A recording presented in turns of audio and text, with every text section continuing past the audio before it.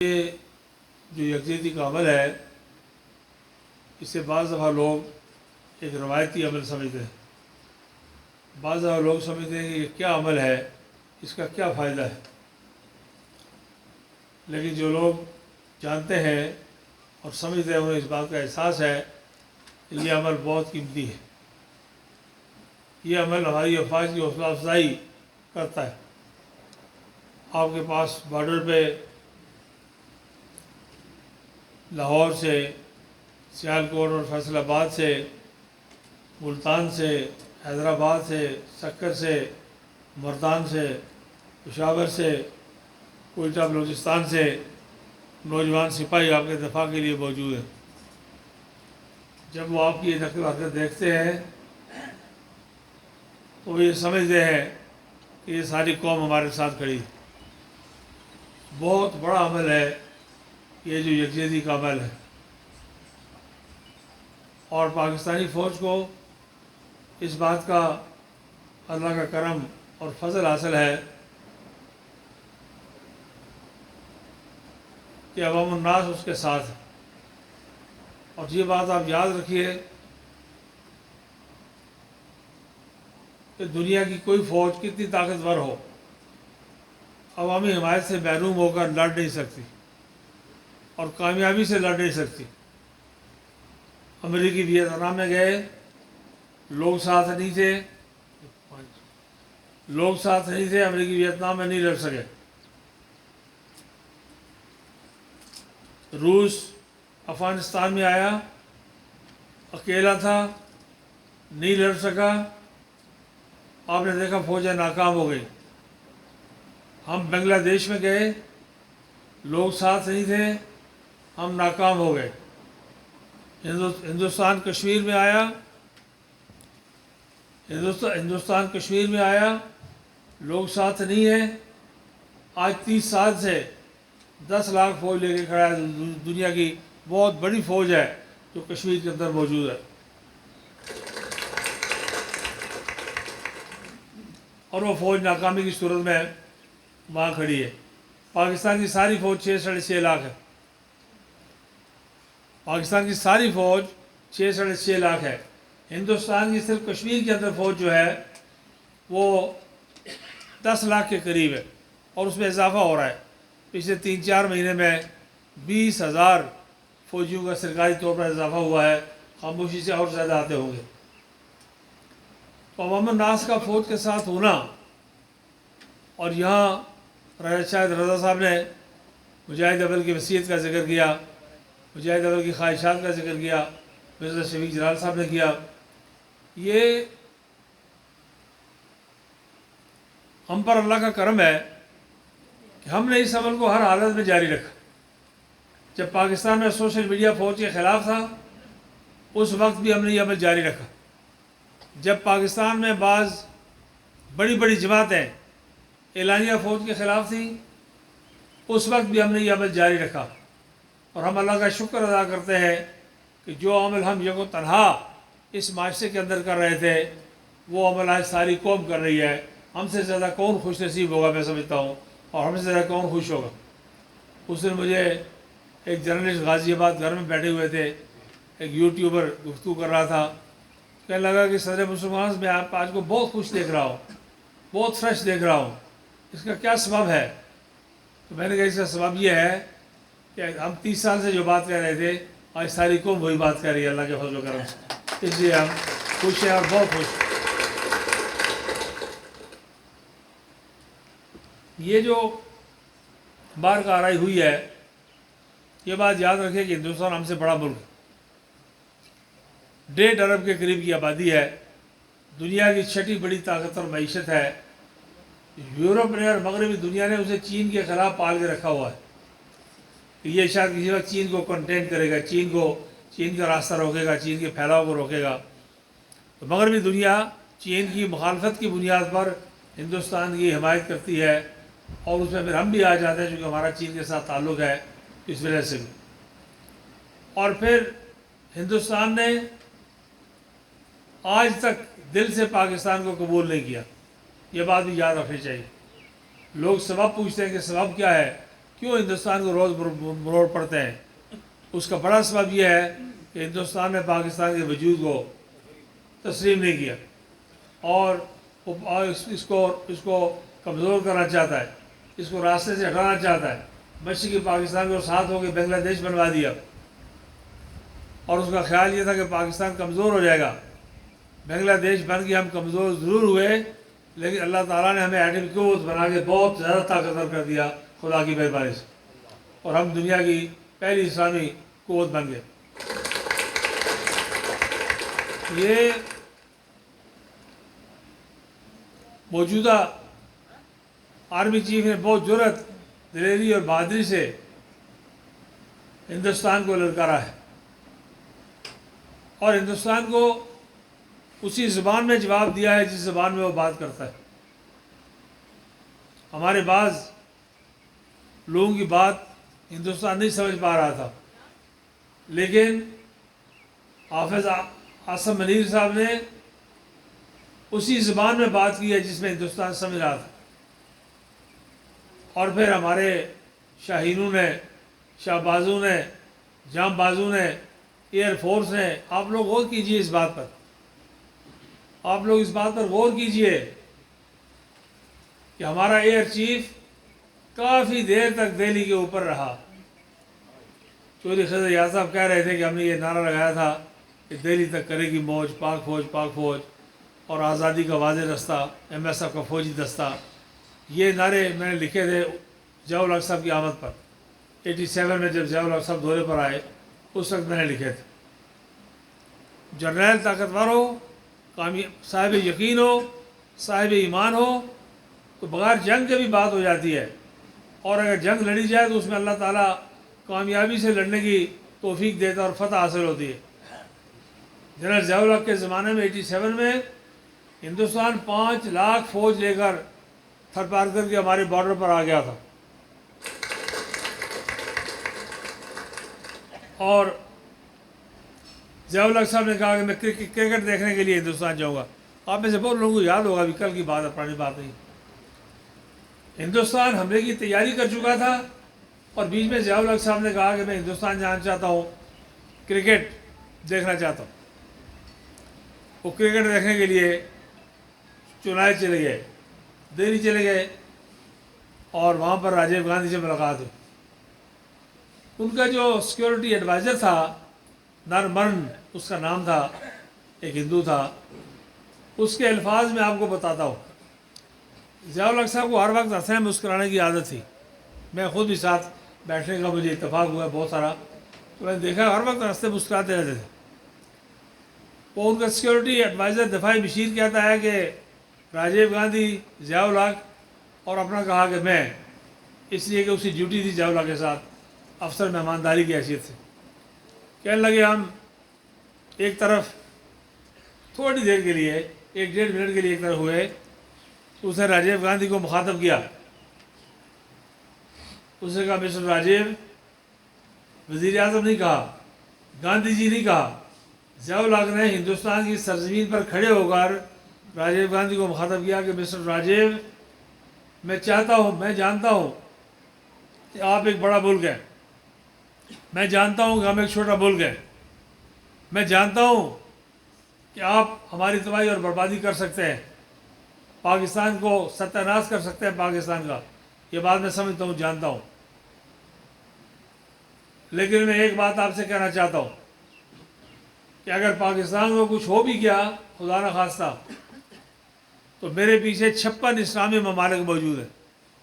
اگر پاکستان دنیا کے نقشے پر نہ بھی رہا تو میرے پیچھے 56 اسلامی ملک موجود ہیں، لیکن دنیا کی ساری دنیا میں اللہ کے آسمان کے نیچے ایک ہندو ریاست ہے۔ میں آپ سے پکا وعدہ کرتا ہوں کہ میں مرتے مرتے مر جاؤں گا، لیکن مرتے مرتے ہندوستان کو دنیا کے نقشے سے مٹا کر چلا جاؤں گا۔ یہ میں آپ کو راجیو گاندھی کے دفاعی مشیر کی گفتگو سنا رہا ہوں، اپنی یا کسی پاکستانی سورس کی نہیں۔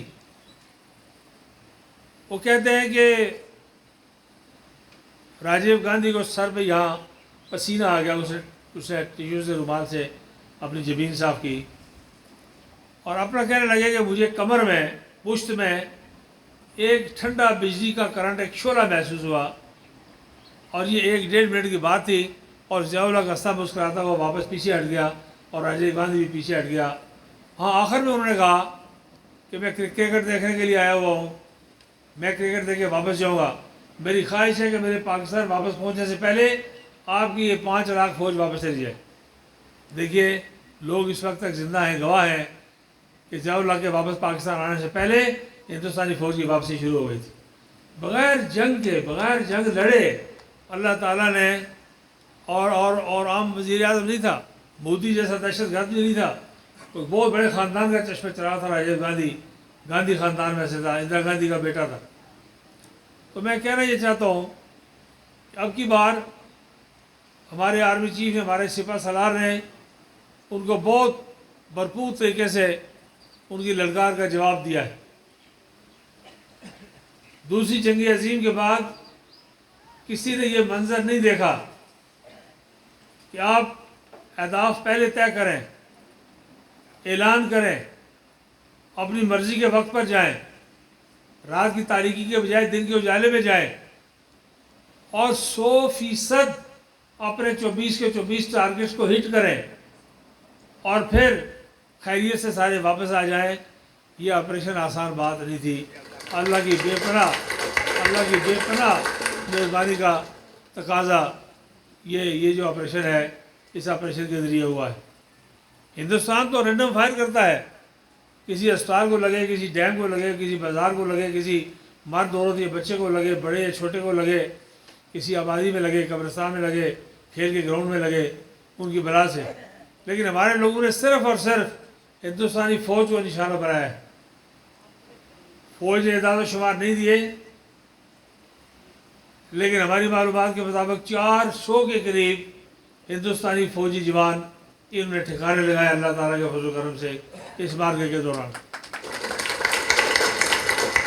یہ چھوٹی بات نہیں ہے، یہ بہت بڑی بات۔ اور پھر ہمارے ایئر چیف نے دہلی کے اوپر ان کو میسج کیا کہ میں پاکستان ایئر فورس کا چیف اس وقت تمہارے گھر میں موجود ہوں۔ چند منٹ کی بات تھی، پھر وہ واپس نکل آئے۔ اور اس حملے میں آپ یہ غور کیجئے ذرا، جو لوگ فوج میں آپ سے رہے ہوں گے وہ زیادہ اچھی طرح سمجھتے ہیں، باقی بھی آپ پڑھے لکھے سمجھدار سیاسی کارکن ہیں، کہ اسرائیل کے ڈرون مارے گئے نا، تو اسرائیلی ٹیکنالوجی کو شکست ہوئی یا نہیں ہوئی؟ اسرائیل کے پاس بھی یہی ہے نا جو ہندوستان کو دیے ہوئے۔ فرانس کا طیارہ مارا گیا، 2-3 طیارے مارے گئے رفائل۔ یہ جو طیارے مارے گئے، یہ فرانسی ٹیکنالوجی کو شکست ہوئی یا نہیں ہوئی؟ S-400 کا بیٹری سسٹم تباہ ہوا۔ اس کے 3 سسٹمز ہوتے ہیں، ایک بیٹری اور 2 سسٹم ہوتے ہیں، وہ بیٹری کے ذریعے آپریٹ کرتے ہیں۔ یہ ڈیفنس سسٹم ہے، روس کا بڑا جدید ایئر ڈیفنس سسٹم ہے، جو خود بخود اپنے شکار کو تلاش کرتا ہے اور اس کے ساتھ ٹکراتا ہے اور اسے زمین پر گرنے سے پہلے پاش کر دیتا ہے۔ یہ تباہ ہوا یا نہیں ہوا؟ روسی ٹیکنالوجی کو بھی شکست ہوئی کہ نہیں ہوئی؟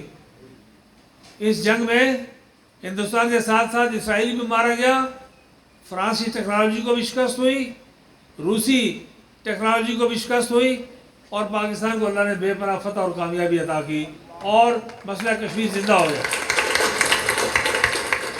مسئلہ کشمیر سے ہندوستان کہتا تھا کہ 5 اگست 2019 کے بعد یہ مسئلہ ختم ہو گیا، وہ مسئلہ زندہ ہو گیا، تو ابھی زندہ ہو گیا۔ تو یہ بہت بڑا کارنامہ ہے جو ہماری فوج نے۔ دیکھیے ہر آدمی ہر کام نہیں کر سکتا، ہر آدمی ماضی جنگ میں نہیں جا سکتا، ہر آدمی لڑ نہیں سکتا، لیکن ہر آدمی کوئی نہ کوئی کام ضرور کر سکتا ہے، یہ بات یاد رکھیں جہاد کے سلسلے میں۔ اور پھر آرمی چیف نے کہا کہ یہ غزوہ ہند ہے، ہم دعا کرتے ہیں کہ اللہ تعالیٰ اس غزوہ ہند میں ایک سپاہی کی حیثیت سے کام کرنے کے آپ کا ہمیں موقع عطا فرمائے۔ ہم دعا کرتے ہیں کہ پروردگار عالم ہمیں امام مہدی کی فوج کا سپاہی بننے کی توفیق عطا فرمائے۔ ہم دعا کرتے ہیں کہ پروردگار عالم ہمیں دجال کے فتنے کا مقابلہ کرنے کی توفیق عطا فرمائے۔ اور پھر یہ بات بھی یاد رکھیے کہ ہندوستان بہت بری طرح انگیج ہے. ہندوستان اس خطے میں چھایا ہوا تھا، اس کا معاشی تسلط تھا، اس سے ملک ممالک آزاد ہو گئے، بنگلہ دیش آزاد ہو گیا. بنگلہ دیش سے جلوس آپ دیکھتے ہیں کہ پاکستان سے رشتہ کیا، لا الہ الا اللہ. سری لنکا، بھوٹان، نیپال، چکن ایگ اسٹیٹس، یہ ساری کی ساری اس کے تسلط سے آزاد ہو گئی، یہ ساری ریاستیں. اور پاکستان کے ساتھ ان کا بہت اچھا تعلق ہے. اور پھر چین نے اروناچل پردیش کا صوبہ جو ہے 80-90% واپس اس پر قبضہ کر لیا ہے پچھلے دنوں میں، اور سارے علاقے کا نام چین کے ناموں پر رکھ کے وہاں اپنی فوج بھیج کے، وہاں ایئر پیڈز بنا کے، ایئر اسٹرپس بنا کے وہاں ہیلی کاپٹر اپنے اور فوج داخل کر دی ہے اور اس پر پوری طرح قبضہ کر لیا ہے. ہندوستان بڑی قوت ضرور ہے لیکن اس کے مسائل بھی بہت سارے ہیں. ہمارے یہاں بھی چھوٹی موٹی خرابی لگی ہوئی ہے، لیکن جس طرح یہ قوم فوج کے ساتھ کھڑی ہوئی ہے، جس طرح یہ قوم اپنی افواج کے ساتھ یکجان ہوئی ہے، اس طرح اللہ کے فضل و کرم سے شاید ہی تاریخ میں دنیا کی کسی قوم کو اتنی تائید و حمایت حاصل ہو. تو ان حالات میں جیسے میں نے کہا تھا کہ ہم میں سے ہر کوئی کچھ نہ کچھ کر سکتا ہے. میں نے تو آرمی چیف کے حوالے سے یہ کہا ہے کہ آرمی چیف نے اور ان کی قیادت میں اتنا بڑا کام ہوا ہے کہ جنرل عاصم منیر کو میں حکومت پاکستان سے کہتا ہوں کہ جنرل عاصم منیر کو فیلڈ مارشل کے عہدے پر ترقی دی جائے، انہیں فیلڈ مارشل بنایا جائے.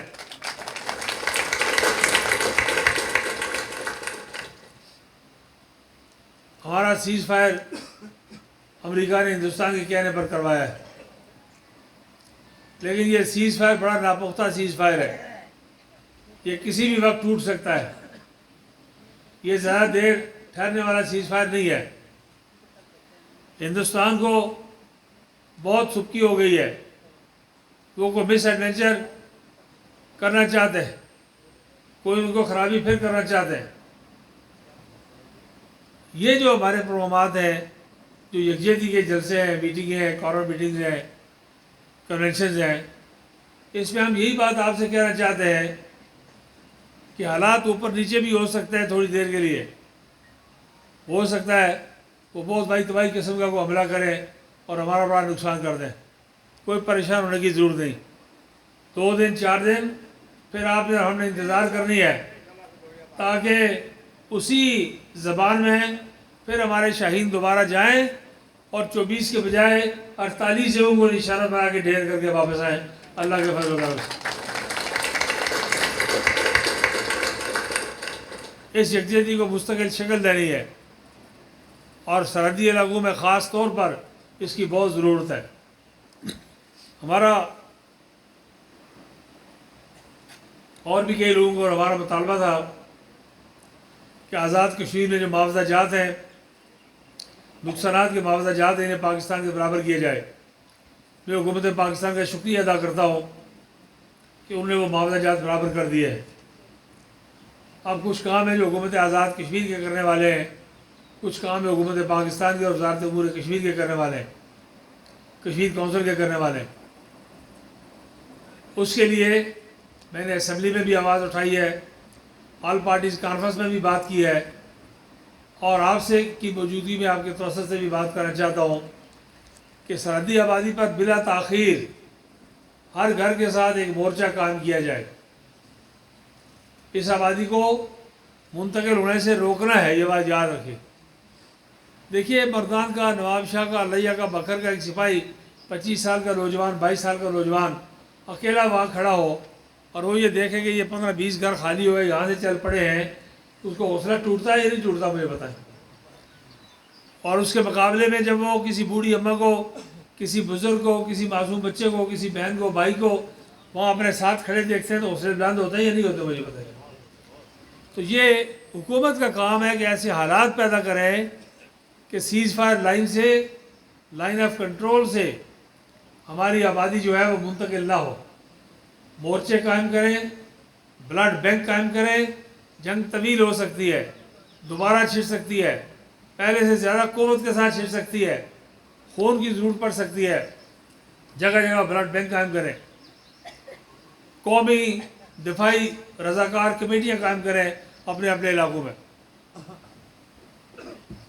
ہم نے دیرکوٹ سے اس کا آغاز کیا ہے اور ہر جگہ لوگوں سے یہ کہتے ہیں۔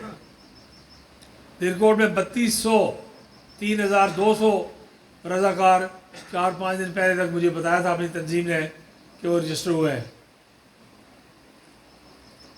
اسی طرح ایمرجنسی کے دوران ایمبولینسز کا، ہیلتھ کا، راشن کا، خوراک کا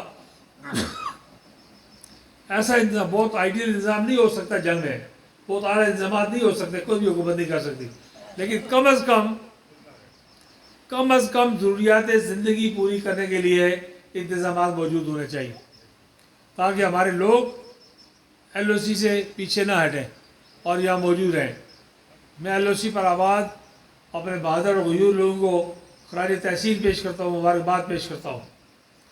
کل ہم مرزا شفیق جلال صاحب کے حلقہ میں تھے، سارا دن وہاں رہے، صبح 9:30-10 بجے سے لے کے رات 11-11:30 بجے تک وہاں رہے، شہداء کے گھروں میں گئے، زخمیوں کے گھروں میں گئے، جن کے پراپرٹی اور جان مال کا نقصان ہوا تھا، مال مویشی کا نقصان ہوا تھا، ان کے گھروں میں گئے، جتنا ہم سے ہو سکا، جتنی معلومات تھی ہمارے پاس، ان سب کے تقریباً گھروں میں ہم 12-14 گھنٹے ہم چلتے پھرتے رہے وہاں۔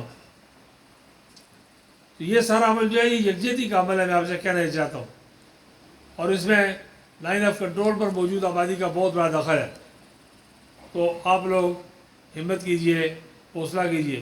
جو آدمی کچھ نہیں کر سکتا وہ 2 نفل پڑھ کے افواج پاکستان کی کامیابی کے لیے دعا کرے، پاکستان کی حفاظت کے لیے دعا کرے۔ کچھ پتہ نہیں ہے کہ کسی ایک کے دل سے نکلی ہوئی بات اللہ قبول کرے اور سارا نقشہ تبدیل ہو جائے۔ یہ بات یاد رکھیے کہ جنگ اوپر نیچے ضرور ہوگی، کبھی ہمارا پلڑا بھاری ہوگا، کبھی ہمارا پلڑا ہلکا ہوگا، یہ بات جاری رہے گی، لیکن یہ پکی بات آپ یاد رکھیں، الٹیمیٹلی بالآخر فائنلی اللہ پاک نے پاکستان کو کامیابی دینی ہے، یہ بات یاد رکھیں، اور بڑی بھرپور کامیابی دینی ہے اللہ کے فضل و کرم سے۔ غزوہ ہند کے آثار بھی موجود ہیں، اور 2 قومی نظریے کی بات کر کے بھی آرمی چیف نے بہت بڑی خدمت، کیونکہ سیاستدان پاکستان میں اقتدار کی دوڑ میں 2 قومی نظریے کو بھول بھال گئے ہیں۔ یہ جنرل ناصر منیر نے واپس آ کے یاد کروایا ہے کہ 2 قومی نظریہ ایک مضبوط بنیاد ہے ہمارے اس ملک کی۔ تو میں بات لمبی ہو گئی، پہلے خشوع اعظم صاحب آپ کی استقبالیہ انتظامیہ کمیٹی کے اراکین اور چیئرمین صاحبان کا، آپ کے ساتھیوں کا شکریہ ادا کرتا ہوں، اور توقع کر رہا ہوں، پورا یقین ہے کہ جو کام آپ حضرات رل مل کے اپنے طور پر کر سکتے ہیں اس پر ضرور توجہ دیں گے۔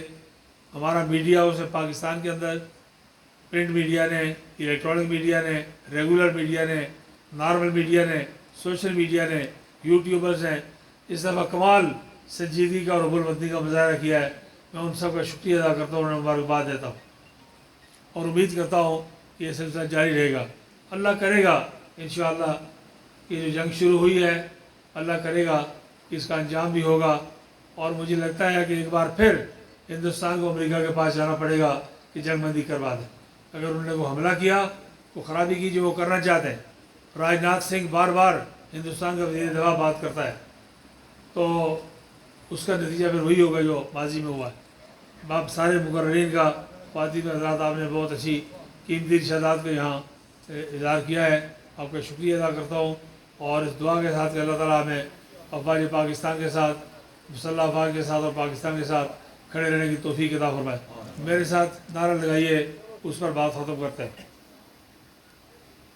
نعرہ تکبیر، اسلام، پاکستان، آل جموں و کشمیر مسلم کانفرنس، رئیس الاحرار قائد ملت چودھری غلام عباس، مجاہد اول سردار محمد عبد القیوم خان، تحریک آزادی کشمیر، شہدائے آزادی کشمیر، مجاہدین آزادی کشمیر، مسلح افواج پاکستان، مسلح افواج پاکستان، کشمیر بنے گا،